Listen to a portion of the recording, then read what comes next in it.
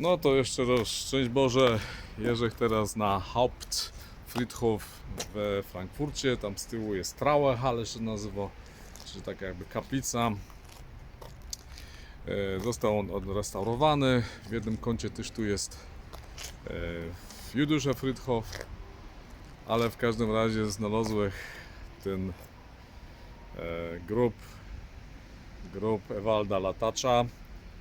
To jest Lager 13, 13, a grab ma numer 1020, czyli 1020. No pogoda taka se jest, ale nie ma co narzekać. Tu mam plan, jakby coś. No i co, tak jeszcze raz trzeba powiedzieć o tym działaczu naszym górnośląskim. Urodził się Ewald Latacz w 1885 roku w Katowicach. Wtedy to było Oberschlesische Provinz, a właściwie to no może inaczej, Preußische Provinz Oberschlesien, tak by się nazywało. Faktycznie w rodzinie dwujęzycznej, czyli śląskiej rodzinie, doma go dali po śląsku, na zewnątrz po polsku i jego ojciec był działaczem partii katolickiej, partii Centrum. Także to był katolik. Tak przy okazji, no, dodam.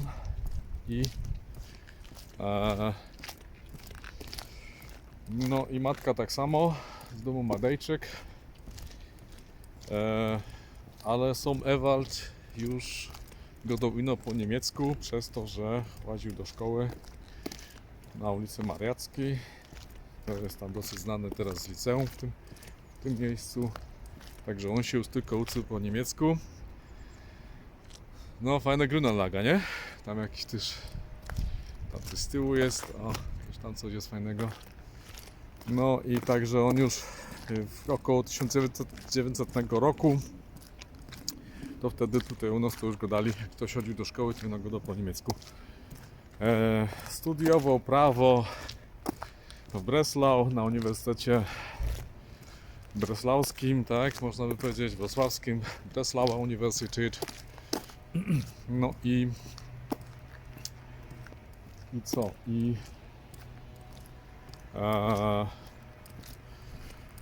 No i został na początek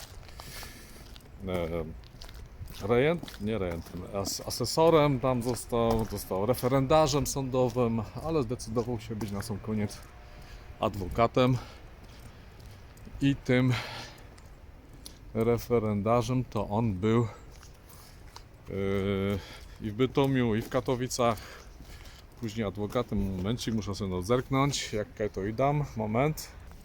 No i teraz zaczęło tutaj taki lecieć Graupen, czyli coś między deszczem a śniegiem, i das Lindenweg, oder Weg kann man sagen, można powiedzieć. No to jest droga lipowa, tak? Wszędzie fajne, stare takie nagrobki. No chyba w sumie ci naprawdę zasłużone osoby. No ale tak wracając do tego Walda Latacza, no to na sam koniec właśnie i po bracie później został notariuszem, także widać było w tej rodzinie bardzo znaczy prawniczo był doktorem również. W 1907 roku zrobił doktorat na Uniwersytecie Wrocławskim. Jeden semestr studiował w Heidelbergu, a to raczej jako przygoda. No i tak się troszkę przemieszczał. Później zaangażował się w Bund der Oberschlesier. To też jakoś kaplica familijna. Widać, że to takie jakieś bogate Stiftung der Familie Friedrich Ludwig von Ganz, czyli to jakaś arystokratyczna familia. Ma swój taki klasycystyczny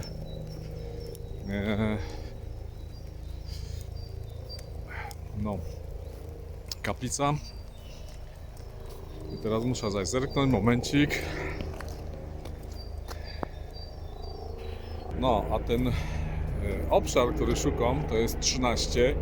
A żeby było śmieszniej, to się nazywa, widać to, o teraz widać, Gewan 13. Gewan. To chodzi o taki obszar jakiś. No i teraz tutaj jest, o, tu jeszcze jest Urnenabteilung, że nie są duże, tylko ten, to jest 13. No i teraz muszę znaleźć numer 1020. No zobaczymy, jak to mi pójdzie. O, tu też jest, że 13 jest. Proszę bardzo. Także, no jeszcze chwilka. A później jeszcze coś poopowiadam ja, czy mój ta się